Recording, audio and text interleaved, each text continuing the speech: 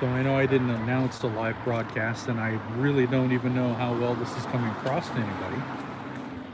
So, huh, yeah, look at that. It actually alerted. Yay. So for anybody who might be watching on a rebroadcast of the stream, we are in Zoar, Ohio. Zoar is a community that really lives in the past. It's a canal town built in the early 1800s of German separatists. They created a commune, and the commune lasted for 80 years, and then it kind of fell apart. Happy Friday to you too. I hope everything's coming in well. We are flying on 2 bars and LTE, no Wi-Fi, no 5G. We are going on a lantern tour inside some of these old historic buildings, and they're going to tell us some ghost stories. I thought maybe I would bring you guys along. I'm sorry if the video doesn't look well. I'm sorry if it's choppy. I really don't even know what it's going to look like. But let me turn you around and show you around just a little bit before we head off. I also wanted to let you guys know that I didn't ask anybody if I could live stream this. So I'm not sure how long this is going to last. They might shut us down, and that's okay. Does everywhere in America have those wires in the air? These wires here. Most places do. Not all, but most. Some cities have all of their stuff buried underground. But again, this was a religious separatist movement in Zoar, Ohio. And that's the Zoar Hotel. It's very haunted. And we're going to get to go on a lantern tour of that and some of the other buildings here down the street. So again, a lantern tour. It should be pretty neato. I guess we're gonna find out. We're gonna kick off here in a few minutes. There's our group, just kind of waiting for our guide to come along and take us down the road. And yeah, thanks for showing up, everybody. Appreciate it. Again, I can't tell from my end how well this is coming across. Might be choppy, and I apologize if it is. Okay, I can't wait to get in. I can't wait to get in there. So a little backstory about the separatist movement. In 1817, there was a group of 200 Germans who lived in southeast Germany, who wanted to get away from the Lutheran teaching of the church in Germany, and they were being persecuted pretty heavily. So they decided to leave Germany, and they came all the way to America. And they settled next to the Tuscarawas River in Ohio and created their own community where they could worship the way they wanted to worship. And what happened was things did not go as planned. It was very harsh winter and a very tough time for them, and they began to starve. So they decided to pool all their resources and created a commune.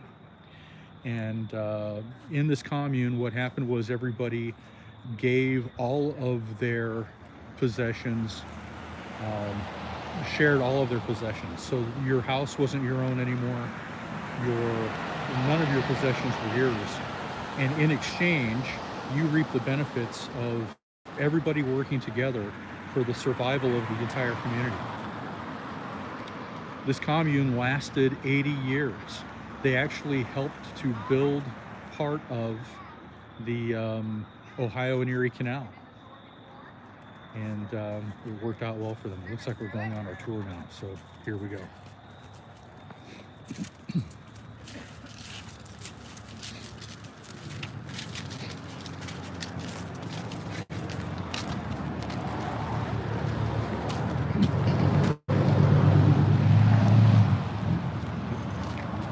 Say hello, everyone. Look, you got your Curious History toque on. Look at you. Yeah, go to... Go get them, it's time. Go to our Etsy shop. It's cold now.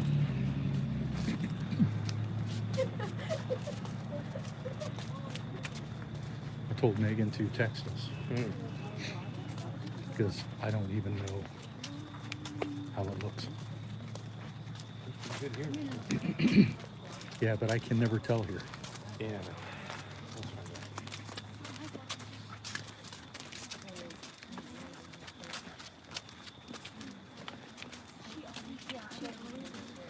Anyway, this is such a small little area. Kind of reminds me of Halloween. It does. Yeah, doesn't it? I get that. I get that. Waiting for Michael Myers to step I out. know. That would be awesome. That's really cool. It works. Okay, you come on in and gather around in there.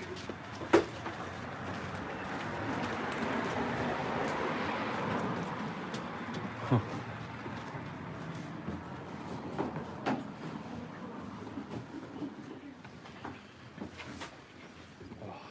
Back here. I'm sorry.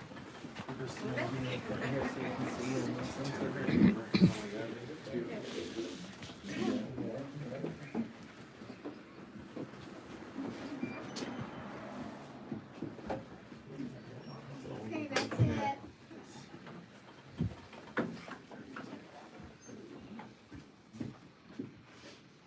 That's my two-piece.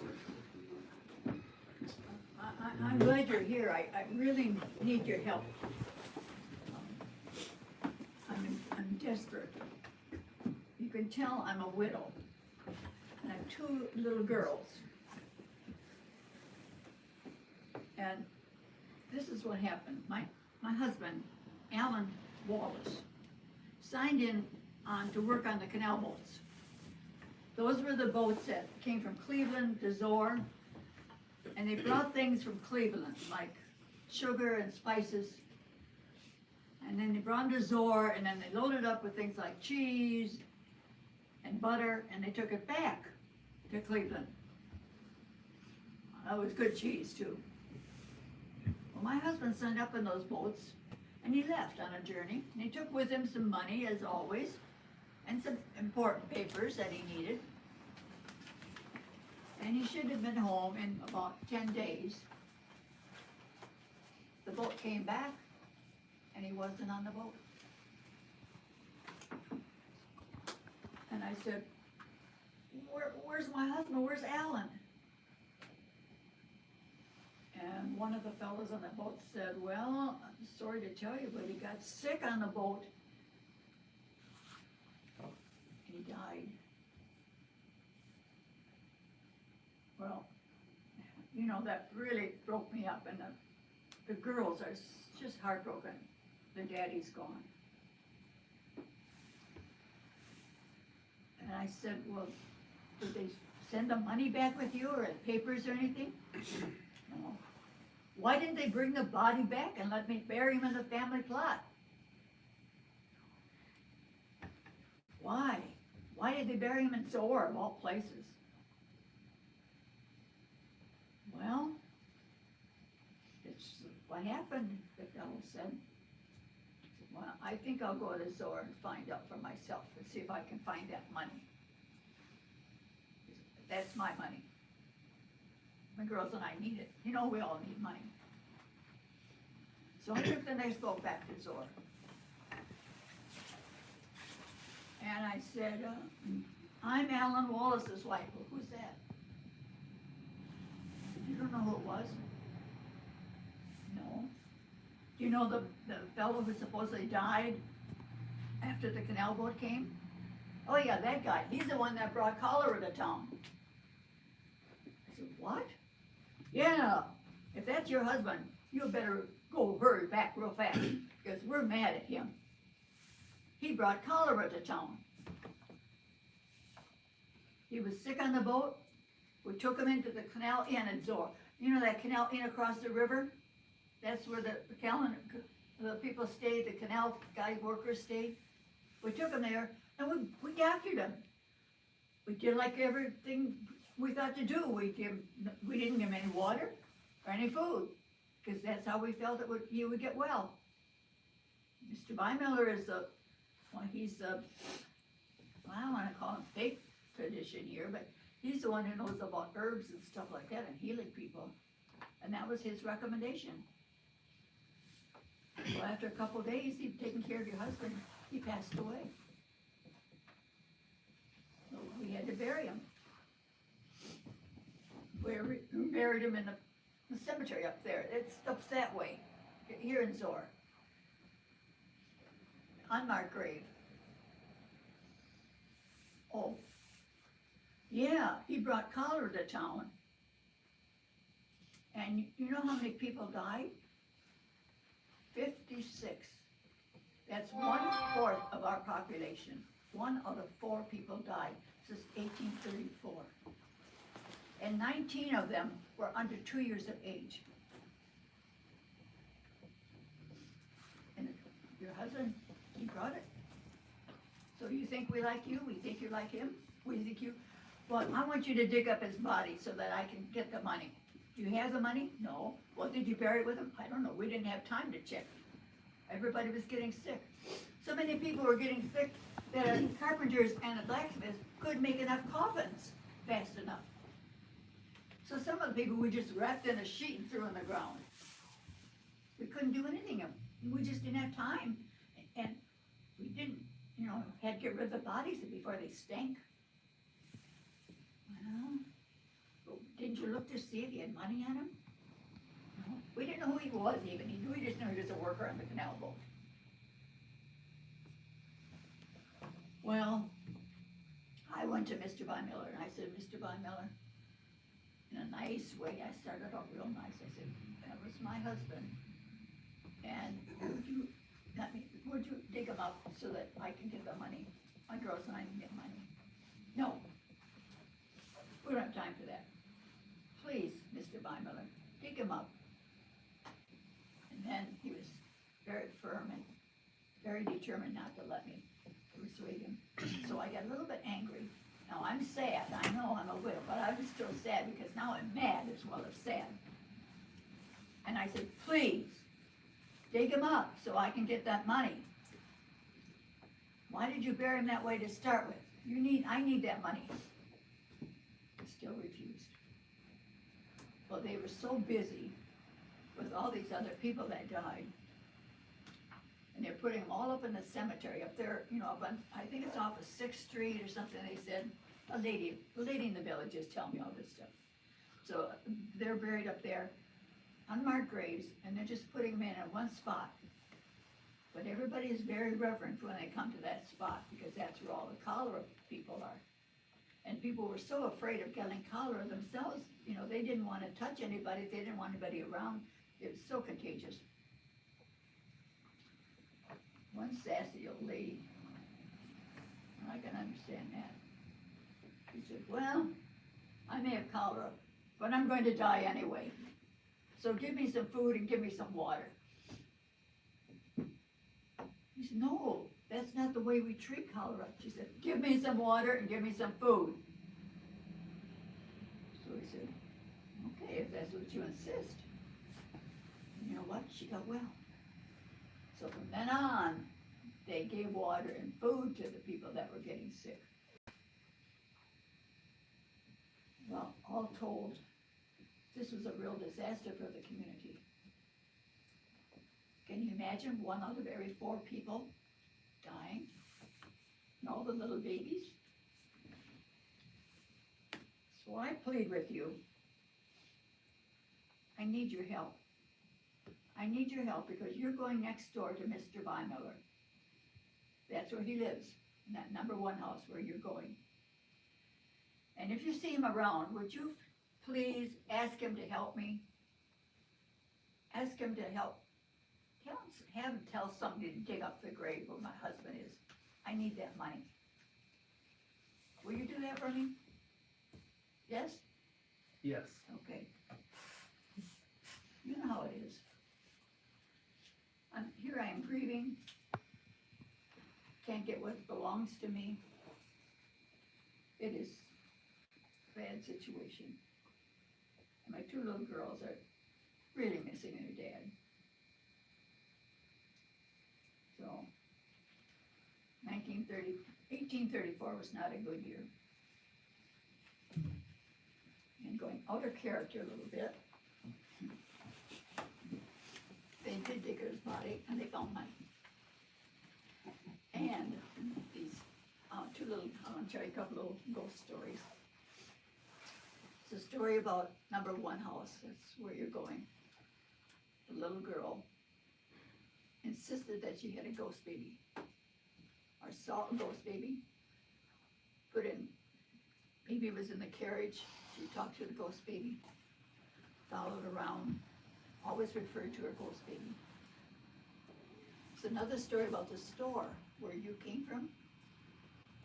Another little girl kept insisting that there was a woman that was always there with her mother in the store. And they would ask her, who is the woman? She'd say, that lady in white, she's always with mommy.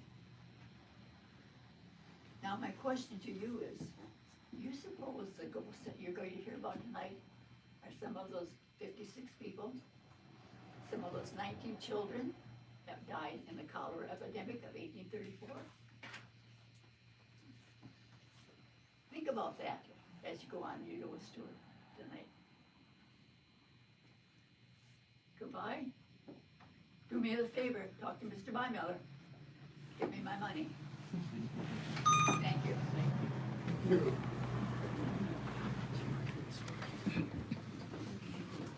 Thank you. Did you record it? Oh, yeah.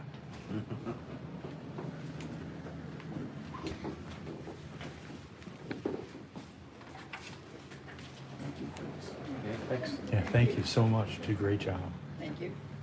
I see you took pictures. I did. Did you get my black eyes in the picture? I got You got him. him. You're good. You're good. Thank you.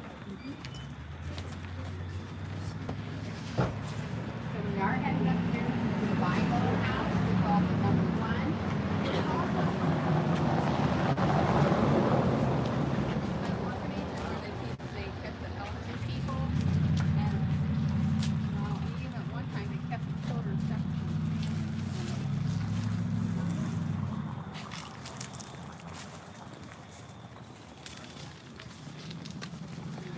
This house that we're coming up to now is called the number one house. So during the time when Zoar was a religious separatist commune, they numbered all their houses 1 through 26, and then they divvied up all the supplies and stocked them via house number, so that when it was time for supplies to be replenished, if you were in a house, you would, like if you were in house number 3, you would go to the bakery and you would pick up all the baked goods for house 3.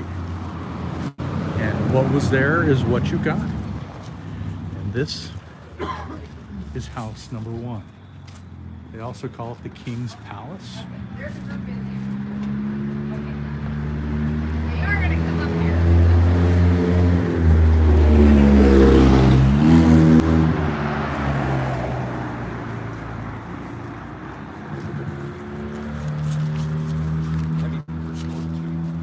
Yeah, it's got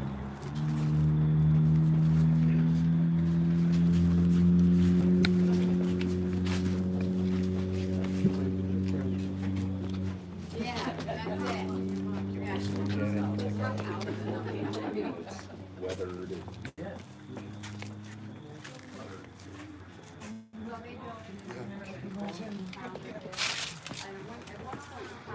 And this building is said to be terribly haunted, and we get to go inside.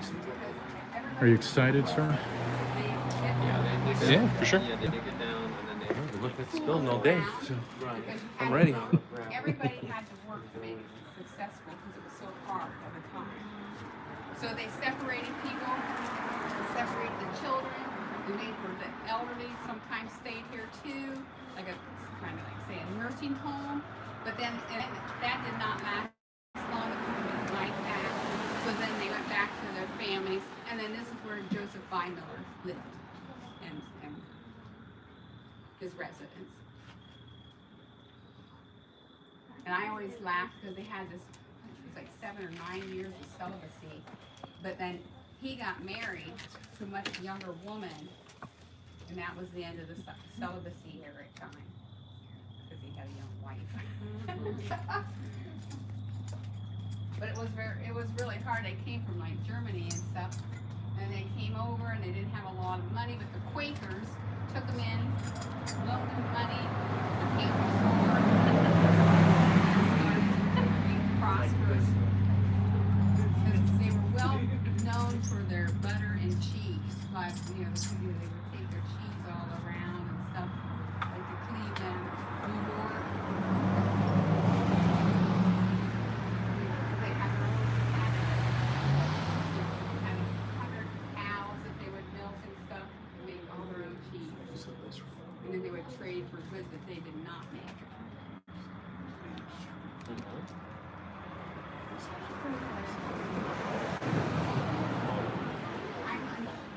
We're just waiting for the group in front of us that are inside the building right now to get done, and then we will get inside and take our tour.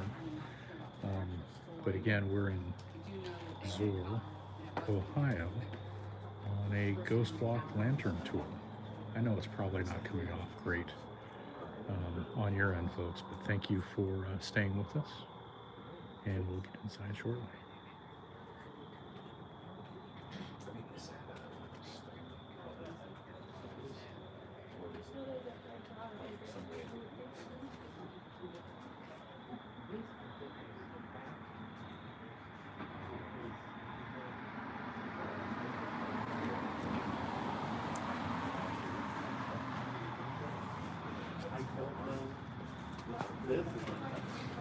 Hey, we're going in.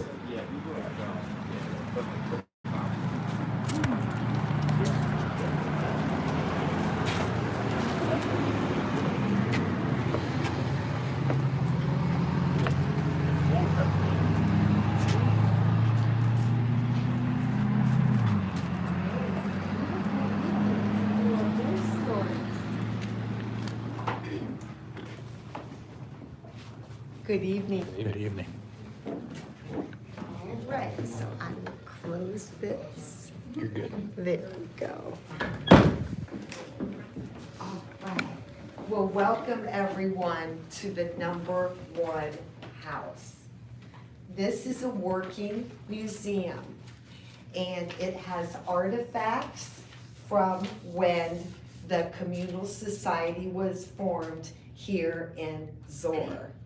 And this used to be a place where the elderly of Zoar were supposed to live. But it was run by very strict matrons, so the elderly chose not to live here. So Joseph Beinmiller, the Zoarites leader of Zoar, moved in with his son and various other families.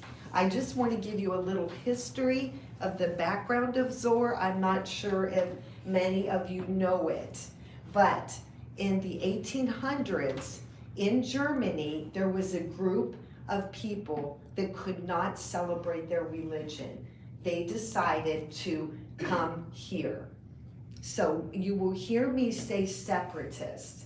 That means they separated from their country. And here is a picture of how they traveled and where they ended up. And so the Quakers met them in Sandyville, and then they cut their way to this area of the Tuscarawas River Valley. And times were tough, so they decided to form a communal society. Who knows what that means? A communal society? Any of the history students? Well, it is a group of people that band together. Any money that they make, it goes in the same pot. They all work together as a unit. And Zoar here, it was one of the most successful communal societies in the United States. It went on for about 79 years. And it is said that they amassed a fortune. And it's buried up in the hills of the Tuscarawas River Valley. Now, today, we call this the By Miller House, the #1 house. Your next tour visit will be down the steps to the magazine. And that's where the separatists would go each week and get their supplies. All of the baskets were numbered. So basket #1 would be the #1 house. And as you notice, the homes are very, very large. Numerous families lived in these buildings. Now, I want to share with you, it's a very important fact.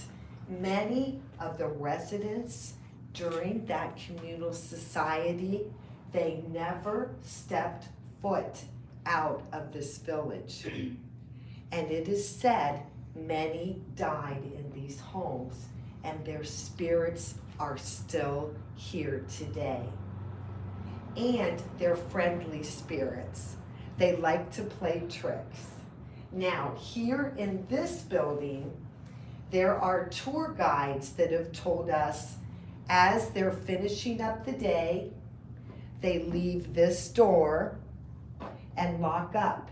The minute they turn their back, they hear pounding. That door shakes. The window panes shake. And the one tour guide, when she started to hear this, she thought there could be a worker left here upstairs. She didn't want him to be stuck in here all night. So she immediately turned around, unlocked the door. No one was here. But the pounding on that door would not stop. And other tour guides have heard the same thing. And one Canadian gentleman was visiting this museum. Now, he went to go up to the second floor landing, and it's right across where I'm pointing. He went to go talk to a guide that looks just like me up on that landing. The closer he approached her, she started to vanish right before his eyes, from top to bottom. He was so upset. He ran down those stairs, sat on the bench, put his head between his legs, and almost fainted. And he shared that with all of us. And I heard that's happened before. So I could be one of them. They could vanish right before your eyes. So don't be surprised. You never know. We will see what happens. Oh my gosh. Now you even scared me. Oh, that was good. Good. Yep, well, I think the spirits are getting us going. They really are. So that treasure, is it on public property? Alls I know that it's buried in the hills back this way. I'm terrible with my directions. No one's ever But- tried to? I think they have, and they haven't been successful. But I know there was a flood here in Zoar, and a couple of these homes, the basements flooded out, and they did find gold pieces in the jars, the clay vases. And so I think they maybe even be in the museum. I'm not sure. But they do say that they amassed a fortune. They had their own foundry. They had their own brickyard. They had their own animals, their cattle. The railroad came right through town. And it is said that President William McKinley used to come on the weekends to the Zoar Hotel. And he visited that hotel 1 month before his death. Now, I think you're going to be at the hotel the very last ghost tour, and get ready, because that is one of the most haunted buildings in Zoar. It truly is. So I want to share with you another spirit that could be with us right now. We named him George, and he is a trickster, but he has a temper. So we cannot make fun of George. The history of George is that during the 1800s, during the communal society, they had the canal boats operating, and that was a big trade in those days. He was the canal boat operator on one of the canal boats. He became ill and went to rest at the old inn on the river. I bet maybe some of you are familiar with that building along the towpath above this road. He died there. Well, his wife came to town months later and wanted his body dug up because she said he had riches, emeralds, who knows, in his breast pocket. The separatists were kind enough to bury him here at Zoar. So, per her wishes, they dug his body up. And she greedily took whatever was in his pocket, and they said, well, can we load him on the train for you to take? She said, no, I don't care what you do with him. I took what I wanted. So, they say George's spirit hasn't rested. Now, do not be surprised during our tour here that you feel someone tap you on your shoulder, or someone tap you on the back of your head. Earlier, I felt a tug on my apron string, and I said, George, could you be here? And I said, I'm not making fun of you. I will not have any pictures flying, but you may feel him following you all around Zoar. And one tour guide saw boots like mine going down the sidewalk, but there was no one in them. And they say that is George. He plays tricks with his boots, goes down the steps.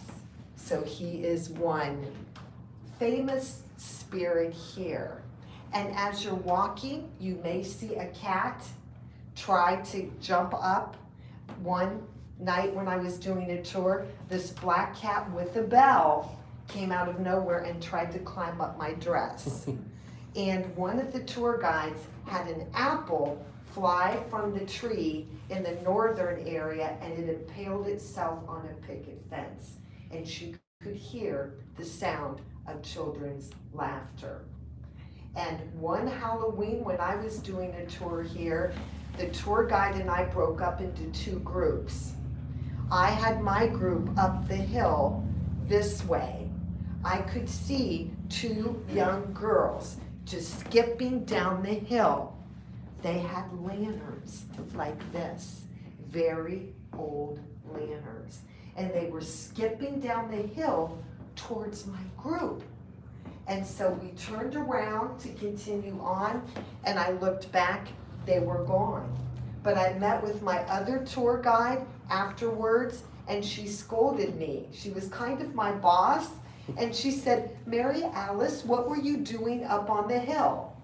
You must have let some little kids run out of that group. I said, no, my group was all together. So who knows, tonight you may see some spirits joining in on the tours. And then there is an area that is one of the most haunted corners of Zoar. You need to come back and explore Zoar during the daylight. There is the original boys' dormitory here. The separatists, both women and men, worked together. They even dug part of the Ohio Erie Canal, the women right alongside the men, and it is said they carried the dirt in their aprons. When children were born and they were ready to, kind of like in our day with daycare, dormitories were built to house the children until they were old enough to work right alongside their mom and dad. Again, these dormitories were run by very strict matrons, and the children hated it there. And if you proceed down that corner, you will hear the sound of children crying. So the dormitory still sits there today, and the girls' dormitory is no longer there. But every single building here in Zoar has spirits, and they have never left Zoar. So how do you feel so far? Is this your second tour and you're ready to go on your third one? Do you feel spooked at all? Kind of mindful. I understand. Well, many tour guides have also noticed some of the artifacts here are moved when they open up the next day. And I wish we could tour the whole building, but it gets very dark and, you know, it's kind of not very safe when we have big groups. But this is one of the most beautiful buildings here in Zoar, and all of them were hand built. And like I said, they had the brickyards, the foundry, and the sandstone quarries. So they've really kept this village like it looked over 150 years ago. And I would take a visit to the old inn on the river because George haunts that place all the time. How many of you would like to come back to Zoar? All right. And if I were you, I would try to stay in one of the bed and breakfasts. The bed and breakfasts each have their own haunted stories. But one thing these bed and breakfasts have in common, a lot of the bedrooms have pictures of the separatists on the wall. So go to these places and you might find a separatist when you wake up sitting at the foot of your bed. Thank you very much. Thank you. And you're welcome. Have a great evening. And I will just out here. Coming down the steps.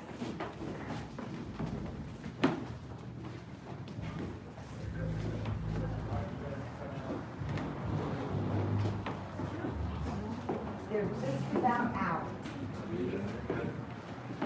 That's good time. Good evening.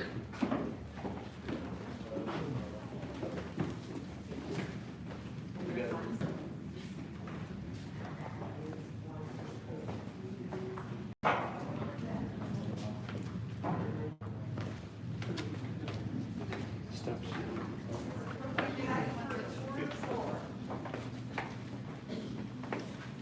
Here for your steps. Wow. Okay? Good evening. I'm going to tell two stories. The first story I'm going to tell you about is someone that starts in this number one house and finishes up in the magazine where we're going to go next. So I'm a tour guide here. So this goes back last year about this time, and I was a tour guide. I was on my own in the number one house, and it was getting about half an hour before quitting time, and this couple walks in the door, and they said, "We're sorry we're late, but we'd like to get a little bit of the history and tour the building." They had got tickets.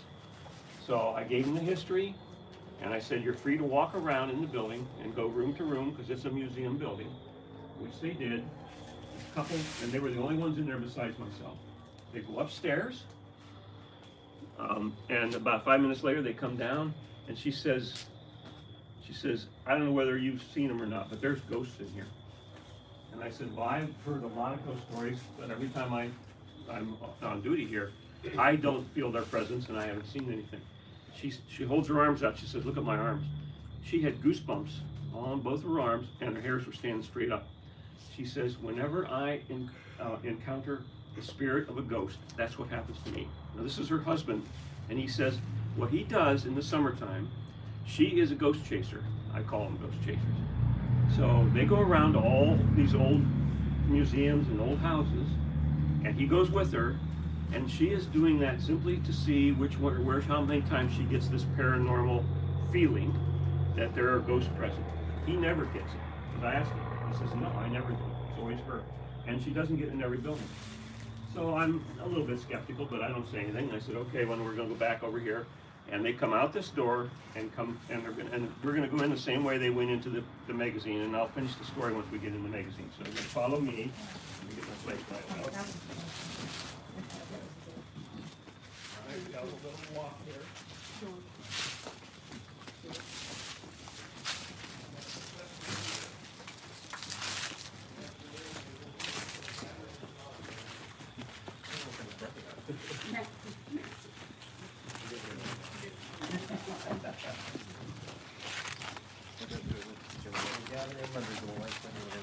Yeah, be a little close together with this group. Continue to like one another.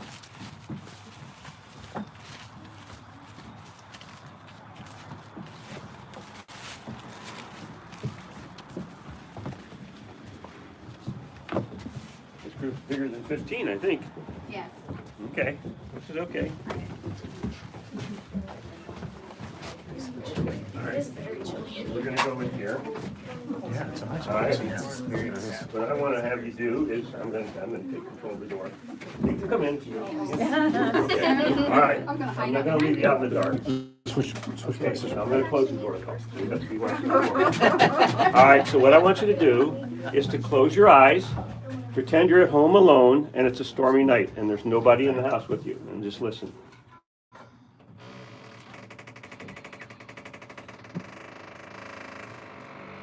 Is that a scary door or what? I think that door ought to be in Hollywood movies. All right, we're gonna go this way.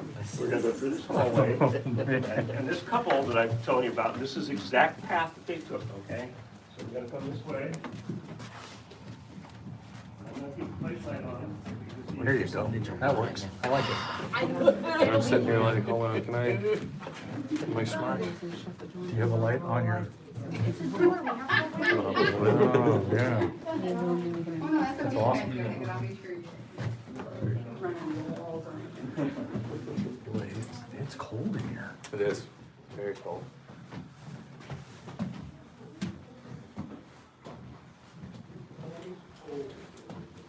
I've got my flashlight in my backpack, but it's like.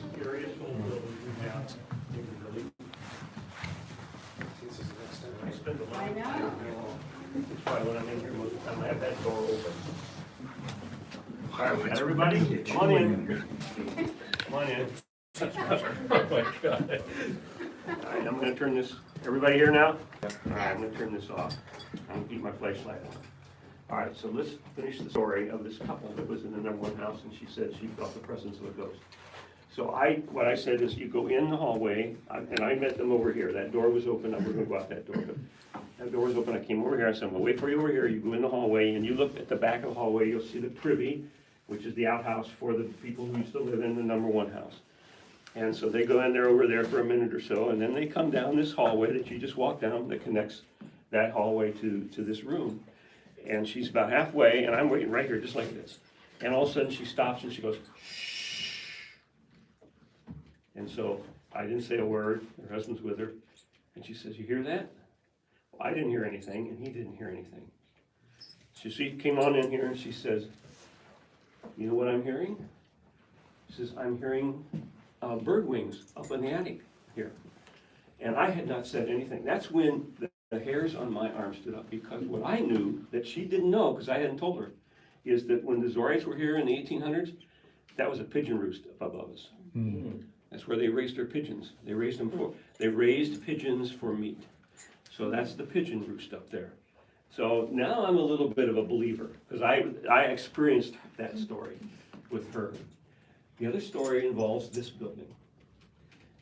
So at the end of the day, when we're open for tours, the last person on staff that's here, their job is to go around and lock up all the museum buildings, make sure they're all armed and locked. So we had this lady, this is before I ever started volunteering here, so this goes back 8 or 10 years. The lady comes over here, she unlocks the door, she walks in the door, we just walked in over at the other end, okay? She comes in here, what you have to do, this door that we're gonna go out, which is right over here, okay? That door only locks from the inside, it does not lock from the outside. And so she comes over here to unlock that door, and while she's over here, all of a sudden she hears that other door we came in shut. Well, she said, hello? She didn't hear anything. That bothers, she knows nobody's with her. So she's starting to walk over there, and all of a sudden she gets this present that she's not alone in this building. And she looks around the corner, and she didn't see anything, and she goes to go to the door is closed. And so she decides she's gonna get out. She couldn't get the door open. It was locked shut. Okay, so now she's really scared. She still feels the presence of whatever, this somebody or something in here with her. She is very frightened. She runs back over here, and the door that she had just locked, this door right here, we're gonna go out, she couldn't get that door open. So now she's still feeling the presence of this other person or spirit in here with her. She got so afraid that this window right here, she worked that window open, and she crawled out the window, she went to her car, and she went home. The next morning, she comes in, and she gets a staff member, she tells them what happened, and they came down here together, and that door, and because she left here, that door that she'd come in that she didn't lock was locked from the outside. Okay, and this window was still open where she crawled out. So that's another scary, now I wasn't here if that happened, but one of the staff members was, and they swear that that's a story that actually happened. Okay, where's your guide? Guide must be there. All right, well, we're gonna go out this way, we'll frighten her. We're gonna go out this way. I'm waiting to be set up. Oh, yeah.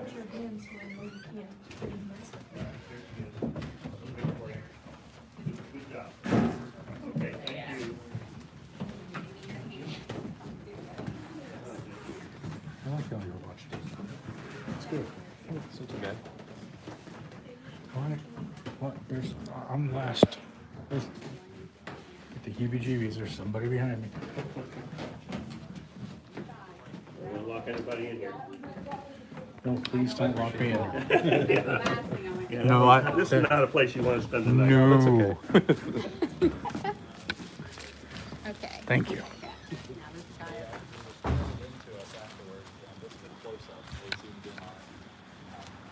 show you that this is one of the things they captured, just taking random pictures throughout the day, in the evening. So, and now, like I said, it's actually right where we're going to be crossing the road here. So you guys feel free to take pictures, and if this happens, please send it to us. But if you guys want to see that, you guys can pass it around here. I just make sure I get it back before we get to the next station.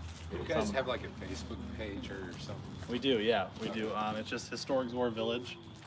It's the Facebook page. It should come right up for you.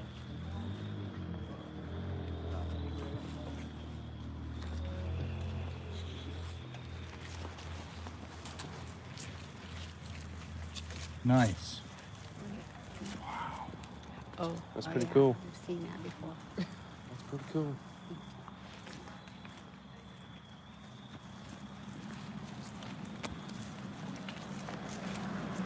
Stick to the path.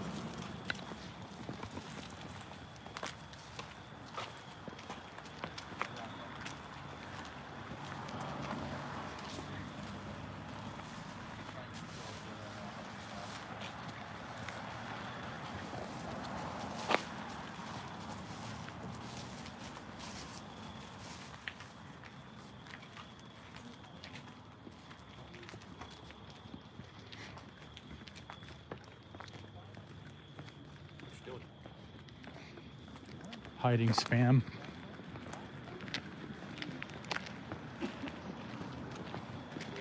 Thank you guys for coming.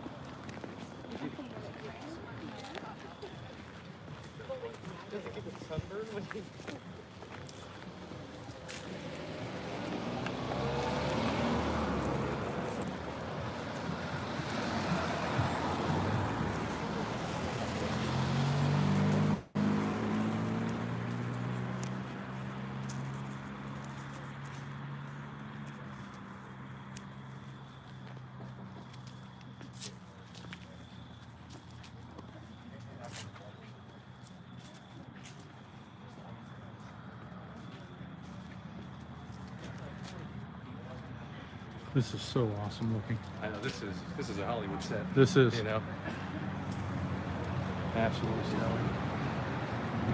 It's really set up. I don't think somebody actually lives in there. No, that's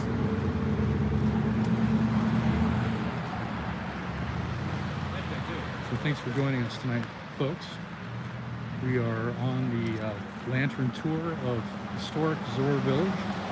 It's a haunted tour, and having lots of fun. Thanks for tuning in.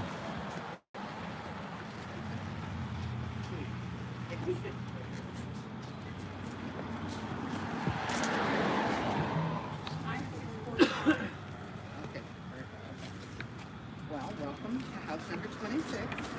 This was built in 1880. It's one of the newer houses in town. And my mother and I bought this house in 1985, so I've been here ever since. Now, she passed away in 1997, so she hasn't been here for a long time. But when we bought the house, I got to know Steve, because Steve is actually descended from some of the original people who lived here. So we got to know each other and have been friends for years. So he has a couple of stories to tell regarding the house and his family. And then I've got a couple of things I'll tell you that I've experienced since I've been here and all those years that I've been here. So up to Steve now. Okay. Well, like she said, the house was built in 1880. It was built for the Capel family, and they moved in here in fall of 1880, I think. And they initially had 7 kids. Well, one of the daughters married Lawrence Fritz, whose family lived just around the corner over here in the brick house. And then they lived here, as was customary with a lot of the families here. You had a married, when one of the daughters got married, they'd move in and share the house with the parents, and sometimes it was the son. But anyway, they lived here for a while and eventually had 3 kids. And in December of 1888, Lawrence went to Massillon with a friend, supposedly to buy candy for the kids for Christmas. Well, that night the train came back in and the friend got home, but Lawrence never made it back here. And nobody knew quite where he was, but apparently it wasn't terribly unusual for him not to come home at night. Wink, wink, we don't know where he was. But so she wasn't too concerned when she put the kids down for bed that night. Well, they put them in the room upstairs on the end here in the corner. And there were 3 children that Harvey, the oldest, would have been about 5 or 6. Eugene was about 3, and then Olga was just a baby. Well, Eugene, the middle child, just wouldn't go to bed, wouldn't go to sleep, cried and cried and cried, and she, I guess, was up and down the stairs half the time. And finally got fed up with it and just kind of said, you know, go to bed, what's the problem? Well, Eugene sat up and he said, why won't Daddy talk to me? And she said, well, Daddy's not home yet, I don't know what you're saying. And he said again, well, Daddy won't talk to me, why won't Daddy talk to me?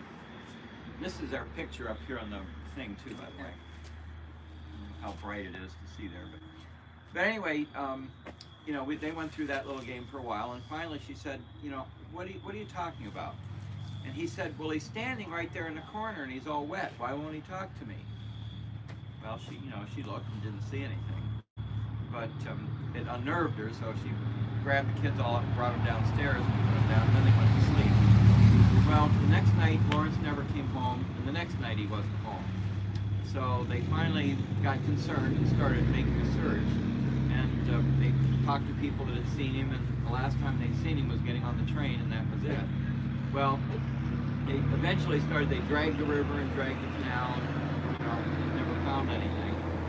Until the following March, some kids fishing in the river found a body. And they came back and got some men, and they went down and got the body out, and it was Lawrence. So what they figured out was that it was apparently that when the train came into the station, his car was still out on the trestle over the river. And the friend knew where he was jumping, but apparently Lawrence misjudged where he was, hit the trestle work, knocked himself out, and fell into the river and drowned. Man. So they didn't know for a long time, of course, you know, what had happened to him. But now we know why he was wet and dripping in the corner of the bedroom. But so far nobody's seen him since. So the only thing we wonder is it was about Eugene's, it was about his birthday. I was right before his 3rd, 4th birthday. So, thank goodness. We think we might smell him though, so and that's where my stories come in. when we bought the house, we started working on it and doing things. And after taking several layers of wallpaper off and doing different things in the house, it clicked with me that, you know, every time I'm working on this house, I get a smell of cigar smoke. And it's like, that's kind of strange. Well, I knew that Jake Sturm lived here at one time, too. He was married to another sister. Yeah, and he was the station master here in town, and I had seen pictures of him smoking a big cigar, so I thought, okay, maybe Jake is hanging around. So I got to the point where when I was working on something and I'd smell that, I'd turn around and I'd say, well, Jake, what do you think? Is that okay? You know? And then it would go away. Keep him happy. So I thought, well, who knows? You know, get your approval, it's okay. You bet. So, well, then when I heard this story from Steve, and we got talking about him, I found out that Lawrence Fritz also smoked a cigar. And I thought, okay, then the light bulb went off. I thought, maybe it's Lawrence that's been hanging around instead of, because he died a tragic death, where Jake just died of old age, I think. So now, you know, if I smell it, it'll be Lawrence. What do you think? You know? But another story that relates to me particularly, when my mother passed away in 1997. My first grandson was born in 98. And when he was about 3, he and his mother moved back home. And a lot of times when we'd put Jonathan to bed, he'd wake up shortly thereafter, or he'd tell his mother, who's that woman that was who was that lady that was in my room? And Brooke would say, there's nobody, and, you know, nobody was here. Yes, there was. She was standing at the end of my bed. And we said, what'd she look like, you know? And this is the 3-year-old. He said, she was old, and she had white hair. And we said, what'd she have on? She had a white dress on. I thought, all right, you know. So every once in a while, he would bring that up. So we just kind of, you know, went along with it for a while. But finally, I said, it's probably your great-grandmother just checking up on you because you're such a heathen. She wants to keep you in line, you know. So as he got older, he outgrew that, and he never brought it up. But it was over a period of a couple of years. Every once in a while, he would say that. So fast forward, a few years later, it was after my mother had died, I went to a house sale and happened to find a painting that somebody had done of my mother standing in this front doorway looking down the street. Well, you know, it was for sale, obviously, and I thought, I guess I better buy it because who else wants my mother, you know, in their house? So, well, I brought it home, and it's almost life-size, and I thought, I don't have a wall big enough to put that thing on. So I have a finished room in the attic on the 3rd floor. So I thought, all right, she's just up there in the attic for storage because I thought somebody in the family should keep this thing. So she was up there, and if you open the door, she's kind of behind where the door would be. Well, when Jonathan was a teenager, we were up there getting Christmas stuff down, and he was up there helping me. And he never had been in that attic much because he was creeped out by it. He just never wanted to go. So we're in that room, and that door closes by itself. I mean, in these houses, nothing is straight. You know, everything opens and closes by itself. So we were up there. He was standing about like from here to you, from me. And his eyes get real big, and he looks kind of pale. And I said, what is wrong with you? I was standing in the doorway. And he pointed, well, I wasn't, the door had gone closed behind me. And he pointed, and he said, that's the lady I used to see in my bedroom. And we said, well, I told him, I said, well, see, I wasn't lying to you. I told you it was your great-grandmother that came to check on you. Wow. Yeah, and she passed away here in this house. So, you know, I've never really seen her. Sometimes I feel her presence, but he saw her. And of course, as kids seem to see that sort of thing, and as they get older, then they don't. But, so it's kind of a, you know, a strange thing. Everybody keep their mother in the attic. Yes. So I should bring her down, I guess, for this. She'd enjoy this because she likes people. She used to stand here and just watch people go up and down and talk to them if she was sitting on the porch or whatever, you know. So she'd enjoy this. So maybe tomorrow night she'll come down out of the attic. But I have one other incident, and then Steve has them too. When I was talking about the cigar smoke and stuff that I would smell, I parked the car behind the house off the alley, And a lot of times, and I haven't experienced it lately, but a lot of times when I would walk up the walk, there's a low spot in the, I think the septic tank was under there or something. And when I would hit that spot, I'd get a cool feeling. And I'd smell cigar smoke or pipe, I'm not sure which, some kind of smoke anyhow. If I went forward, I was out of the coolness and the smell was gone. If I'd step back in there, I'd smell it again. Then all of a sudden it would be gone. And I thought, well, you know, I think, well, that was probably after I started smelling it when I was working on the house. But I even asked Sandy next door, who has a bed and breakfast, I said, Sandy, I said, was somebody, you know, did you have guests last night? Was somebody on the back porch smoking a cigar or pipe or something? She said, I didn't have anybody last night. So it's like, well, you know, where'd this smell come from? But I haven't experienced it all this summer, so I don't know, maybe they've decided to go haunt somebody else or something. So who knows, you never know what you might find in Zoar, you know. But Steve has a quick story about... Yeah. Well, Christina's parents lived in the house. After Lawrence died, she started writing to some guy in Wisconsin and went up there and married him, and then they came back and lived in Canton after that. But her parents still lived in the house for a number of years. Well, her father, Carl, and her mother, Wilhelmina, were here, and I guess she was on her way to the outhouse and back one day in about 1910, and he was just frantic that he had something real important he had to tell her. And she said, well, she was on her way to the outhouse, she just got to wait.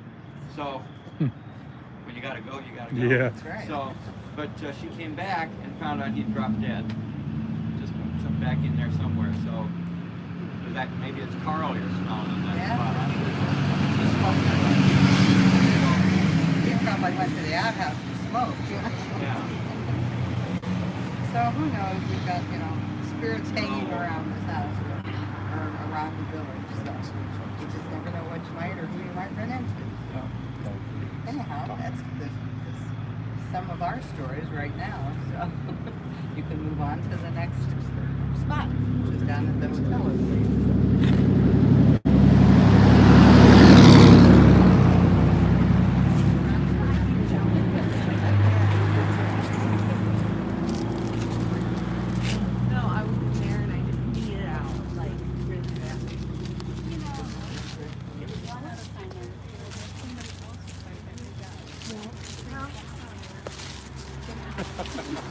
So what do you think so far? It's cool.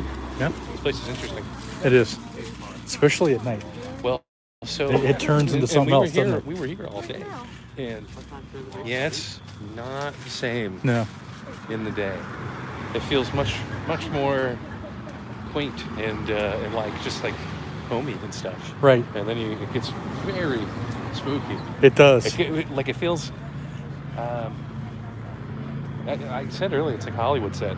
It's pretty cool. It is. Yeah, for me, as soon as they lit the torches, Oh, yeah. this place changed. Uh-huh. It's amazing. Yeah, it's very cool.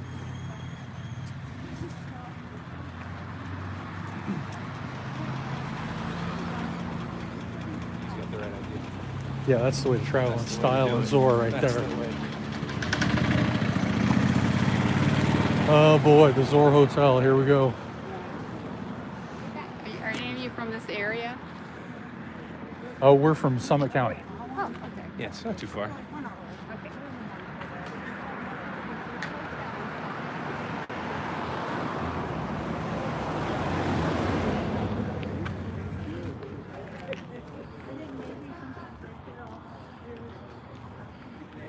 Oh my. Look at this place. Uh-huh. Okay, you want to come on in?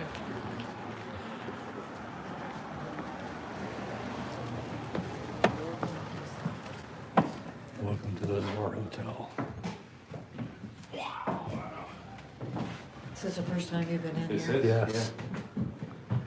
Well, I wish I could take you upstairs, but I can't. That's all right. That's There's okay. something here. It's just a little too dangerous. Yeah, no kidding. We can't take people up Yeah, anymore. no kidding. Okay. We go up, but we Sure, just sure. don't. Yeah, but taking we a group just- like this would be No, dangerous. That'd be no, crazy. no, you can't. Because there's places upstairs you can see through the floor. Oh, I'm sure. I'm sure. And you just, you wouldn't be able to do it. But I love this building, and it's just gonna break my heart if we lose it. Yeah. If we lose it. This is, I would say 75% of the history of Zoar. And it's just going to be a shame if we lose it. I know this is the first time, everybody's been here or in the hotel? Yeah. Okay, I always like to ask because the hotel, a lot of our stories revolve or function around doll babies, things to do with doll babies.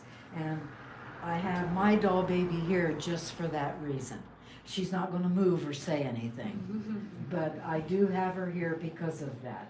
Now the hotel was built in 1833, so it's over 180 years old. Wow. And a lot of people have walked through that door. You have got the rich, the famous, and I like to throw out names. William McKinley liked it here. And then, of course, you had the families who saved up nickels and dimes just to spend a weekend here. Then, as the years went on, it became a working building, and now you've got people who are working here as well as people who are calling the hotel home. And when you get this, you're going to get a lot of strange things that happen. And these stories have been passed down. I'm just going to share 2 of the stories with you tonight. If we have enough time, I've had a lot of things happen here myself, and I will share that, but they told me to do the stories first, okay? With the stories, we're going to take you to 1970 and into 1980. There was a family here at the time who opened the whole first floor and converted it into a restaurant. So this was a restaurant, and they lived in the rooms upstairs. They had a lot of things happen here. The one I am going to share, the lady had a porcelain doll. Now this was a doll that had been passed down about the 3rd generation, so she was quite old and easily broken. She stood upright about this tall, and we put her, or she put her, right here. You see the landing right here? She would stand right there on the landing. And she would always dress her in a separatist lady's outfit, like I would have on today. And she came to kind of like a vocal point. Friends, family, and the people who were coming in to eat at the restaurant expected to see her standing there. It was just like she was a fixture. Well, for 4 or 5 months, everything was fine. One day, out of the blue, one of the employees comes into the hallway and the doll baby's gone. And immediately runs back and gets the owner. They come running back up, get to right here, and she's not up on the landing. She's standing right here on the bottom step. Just as if she had walked down those steps all on her own and stopped right there. Now, again, the family'd been here for a while, so they had things like this happening. But she immediately called her employees and said, please leave the doll baby alone. This is a precious possession and we don't want her broken. So she put her back up on the landing. She was there 2-3 weeks, ended up right back down here on the bottom step. And now the employees are getting frightened and they're questioning each other as to who's moving the doll baby. February the 15th, you've got a bleak, terrible day. It's snowing, it's sleeting. She sends everybody home. Locks up, sends everybody home. Nobody is up here except her. She goes to the cash register. She had an office. She's figuring up the receipts for the day. She's walking out, gets to right here, and the doll is on the bottom step. It's the only time she said that her hair ever stood up on her arms because she was by herself. There was nobody here to move the doll. I always have a footnote for this. From that day forward, the doll stayed on the bottom step. Wow. She did not take her back up to the landing. At the same point in time, and some of you may know this, in the basement there was a bar called the Rat Scouter. We went there all the time. It was a fun place, live entertainment, a great place to go and have fun. The gentleman there had owned a picture, a portrait. A lot of artists were coming down from Cleveland, students who were painting pictures of the buildings, and they painted pictures of some of the people who lived there. And this young lady, he painted her picture, and the man who owned and ran the bar had this picture. She had somewhat of a tarnished reputation. And there's a little alcove back here in the back, and he had her hanging on the wall back there. A couple of chairs. It was a nice little place to sit. Came in one day, and she's gone. They found her a month later in a broom closet, behind all the brooms and mops and all the cleaning things. Just a cleaning lady happened to find her. Brought her back out, hung her on the wall. She disappeared again. They'd find her under a couch, behind curtains, always hidden away, but they always find her. One day he decided, I'm going to put a stop to this, and he nailed her to the wall. Just nailed frame and all to the wall. Next day he comes in. Oh, she's there, but she's turned over. Wow. She's facing the wall, you see. So who or what did not want that painting here? Well, he took her off that day, took her out. So whoever it was got rid of the painting. But we think it was the Rue family who ran this hotel when the village dissolved. And we think that, I think here personally it's Mother Mary, and she would not have wanted anything to do with this young lady and was trying to get rid of the picture. Say, and finally did. Somebody, a human took it out. She finally got rid of it. Other group I don't think is here yet. There's also, there was a beautiful baby grand piano here. You could hear the music even outside.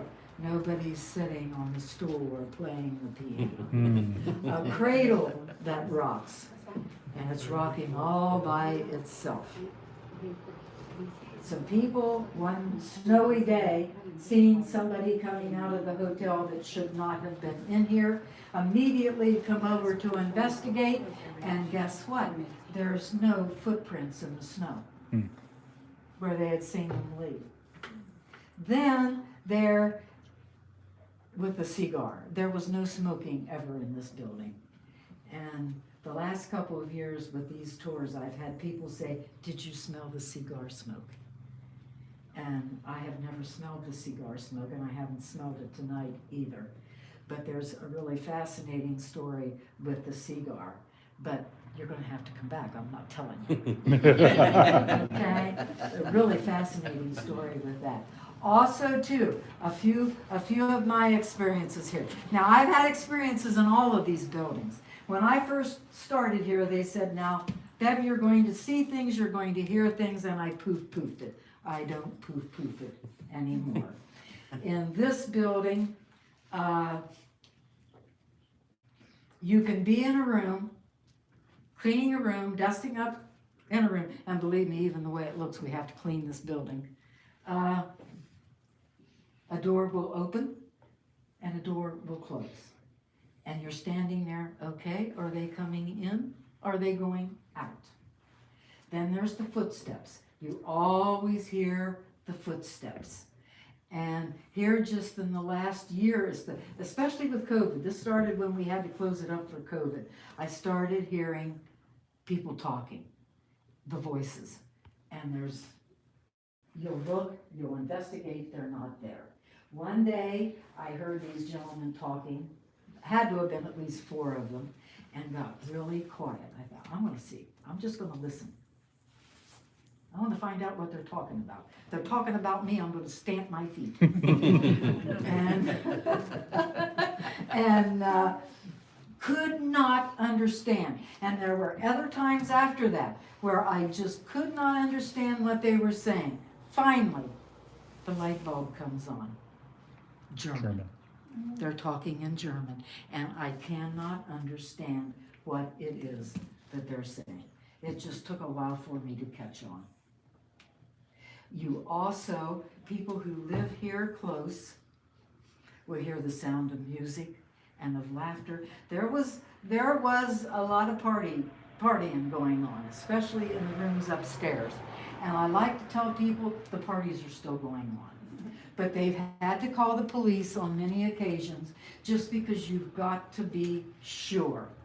And there's never been anybody in the building.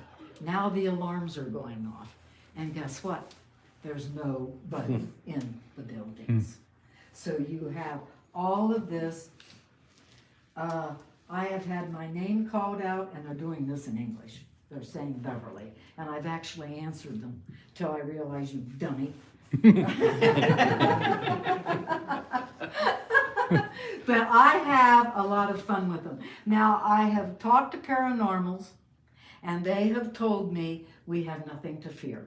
Especially the people here who, I'm a tour guide, who are sharing this village and the history of this village with people who are interested, and they want us here. They want us talking about this village, keeping this history alive as best we can. And I always like to encourage you, if you haven't come just for the history, this is a good place to come, just to get the history. You're not only going to get that, but I love to throw the mysteries in too. And I've got them in every building. You've got a question? Yeah, I was just wondering, when we were walking out there, we saw at like the top of the building, there was like a flashing light. They might have a light up there, I'm not sure. I just didn't know. Like But a I'm strobe not light. sure. But now back, you've got to think, now back in 1870, 1860, you had candles. And it's the flickering candle light that they're seeing. A lot of people are seeing, you know, how a candle will flicker off or shadow. They will be seeing that. But the music and the merriment that's going on would have been later with the parties that were here. Okay? I just like to share this. I was a skeptic when I first started here. They told me, you're going to have these things happen, and I didn't believe them. I don't anymore. It's there, and I always leave it up to people that I talk to decide for themselves. Only you can decide. And I firmly believe that we are sharing this space, and every once in a while they make us aware. Are they working on restoring this? Now's the time for your question, yeah. Are they working on restoring this? They are working on grants. I don't want to blame anything on COVID, but before COVID, they were really working on it. After COVID, it shut everything down. Well, yeah, the price of And food. now I get really upset with the people in Columbus because this is part of the Ohio Historic Connection. They own the building. And at one point in time, this hotel had 50 more rooms. They had to tear that down, and we're parking on top of it now. And I don't want to be parking on top of this. Right. But time is running out. You cannot keep a building with this many rooms standing, holding it up with bubble gum and glue. It's not going to happen. Eventually, even as well as it was built, it's going to reach a breaking point. And I've been upstairs, and there's quite a few breaking points upstairs. Okay? So Yeah, that stairway is the other crooked. group is coming? Okay. They're here. You were a great group. There's donuts and cider across the street. But I invite everybody to come back. I'm usually at the bakery. You come there and I'll give you all the stories. Yes, you're very welcome. us lots of food. Yeah, it's there. Oh, I don't believe in saying that. You said you work at a Yes. bakery? Huh? Did you say you work at the bakery or? It's part of the village too. It's a historic building. Oh, We okay. don't bake there. We're not allowed to bake there. Now, the ovens are there. Okay. But we do have other bakers baking before us, and I have things there. We would like to come back and be Come able back. to have more. Do the whole conference. history. Do the whole Okay, history. so do like a history tour. Yes, we'll there be will able be to, tour, and to yeah. go more And in I'm depth. here, Okay. I'll share the booth with you. Okay. Okay? So- They could have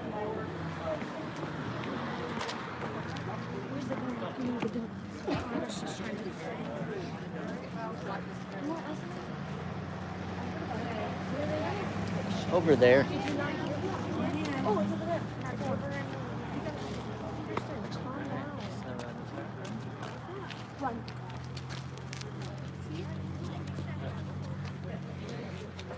And what'd you think? Good. Very cool. She was great. She was excellent. Yeah, Yeah, she was a lot of fun. So maybe we should see if we can get in some light. Hey, let's go this way. Sure.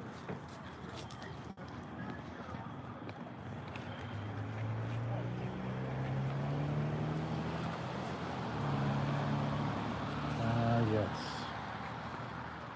There we go. Let's see if we can turn this around here.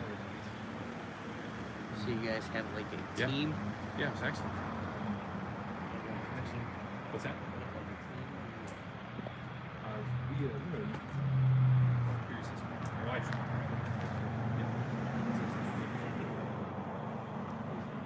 Yeah, yep, we're everywhere.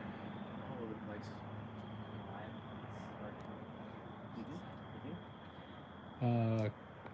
Well, Chris, let's see. No, this is not near Columbus. This is in Tuscarawas County. So I think the biggest city in Tusk County is New Philadelphia. We are actually at the very north end of Tuscarawas County in Zoar, and we're like 15 minutes away from Canton, Ohio. So yeah, that's where we're at. I just wanted to mention something real quick because I have seen some of the comments flying back and forth. Although I've been intently listening on what's going on the tour, I see that there's been a lot of chat back and forth with somebody named Andy, I believe. And again, I want to stress to everybody, you are all able to have your own opinion of things and voice them without any retribution from anybody. So for those of you who may be upset with Andy not necessarily believing in what's going on here or the tales that are there, Andy is totally within his rights to feel the way he feels. So, you know, don't try and press yourself on Andy and what you're feeling. At the same time, I can understand why some people might be upset with him being so boisterous in this whole thing. Guys, it is what it is. You either believe or you don't. There are some people who need affirmation and some people who just love the wonderment. It's okay. Don't worry about it. You're all welcome to have your opinions here. Now, let's talk a little bit about what you think of the lantern tour. It was cool. Zoar is an interesting place.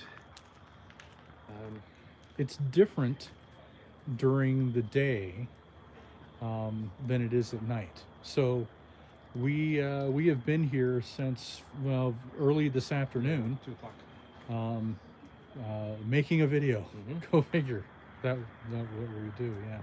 So a lot of what you heard on the ghost tour tonight, there are some variations of that we actually will be presenting to you in the Haunting of Zoar, Ohio video that is going to be coming to you. I don't know, probably. We got a lot of videos, man. Yeah. I'm not giving you a day. I'm not giving you an estimate at this point. You'll get it. You'll get it before You'll get it. Halloween. Yeah. But that's coming up quick. So we've been here all day, and we went to dinner tonight, and we were talking about the town of Zoar and how historic it is and how it feels. It is an 1800s canal town.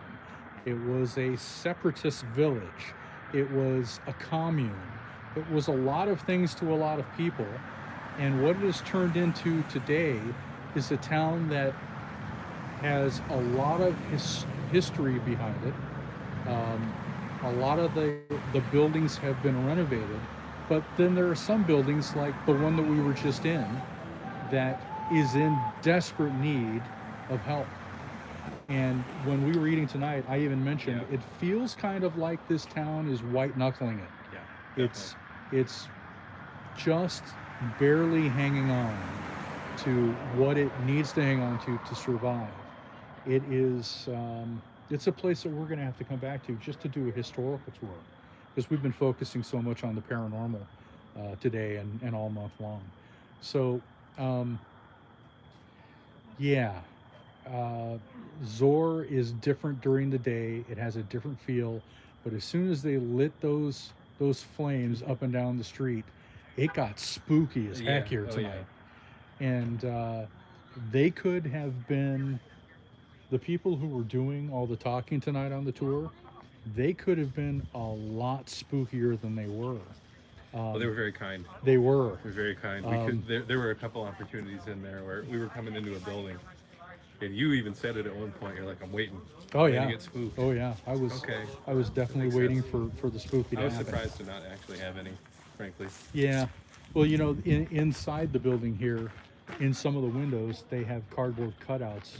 So funny. You know, human shapes. And when we were here earlier today, filming, we were shooting some B-roll of this building, and I turned the corner and you know. Well, I even told our tour guide we were entering one of the super dark building. Yeah. And as you walked in to the right, there was it was a headless, armless mannequin with a dress, right? But you know, I'm using my Apple Watch as a light, so that's no light. I kind of pass it this way and saw it out of the corner of my eye. I had a heart attack. It scared me. I looked at her. I go, that scared the hell out of me. And she just laughed at me. I was like, did you put that there? Well, it's kind of like when we were in Virginia City. Actually, being in this building really felt like being in the old Washoe Club. So they're not, in terms of age, how far apart are they? They're not. Not very at all, right? You're talking about the same time frame. Yeah, about. Yeah, it feels like it. The early 1800s to mid 1800s. So yeah. Thanks for taking us along. You are welcome, Phil Foster. Thanks for coming along. Does anybody, you have a captured audience right now, folks. Does anybody have any questions that they'd like to throw out there before we sign off? We've been on for 88 minutes. That's a heck of a whole long thing. Yeah, I did the whole thing. So, I guess what we'll do then is we'll just say, he's got something on his head. So if it's getting cold where you are, it's getting cold where we are. Head over to the merch store, and you'll be able to purchase your own Curious History beanie. Yep. We've got sweatshirts and things like that coming. Bring me home some spooky ice cream. Guess who that was? Yeah. Yeah. I don't think that's going to happen. Curious History, Megan. If you're in this neck of the woods and you have the opportunity to, you should come do a tour here. It's cool. And it doesn't you should come here before the tour. You should spend time in Zoar for a little while. Come see what it has to, a lot of really interesting old architecture. The stories are cool. There's a, Ohio historical markers pretty much all over the place that will tell you about the buildings you're looking at. Yep. And there's a big garden down here that was like the community garden. It's amazing. It's beautiful. So come down, do a tour, come eat at one of the restaurants here, and it's cool. This is a very cool spot. Yeah. Enjoyed this. Okay, well, I guess we're done. I guess, yeah. Thanks for coming along tonight, everybody. Live streams are weird. They are. It's like, how do you stop this? Do you just stop? Do you sign off? Do you plug all the merch? Do you? What do you do? We already plugged the merch. Well, I mean, we're halfway there. Look for the video to come out sometime soon this month. Let's see. We're working on finalizing the edit for a video that'll come out hopefully this Sunday. I'm crossing my fingers on that. We have probably 3 or 4 more videos coming at you. There's quite a few. So, but anyway, folks, thank you so much for coming along. I hope all of you are well and safe and happy and healthy, and take care of yourself. And we will see you next time. As we we'll see you next time as we explore more curious history. Take care. Goodbye. Take care. Goodbye. I don't ever sign off. That's weird. Yeah,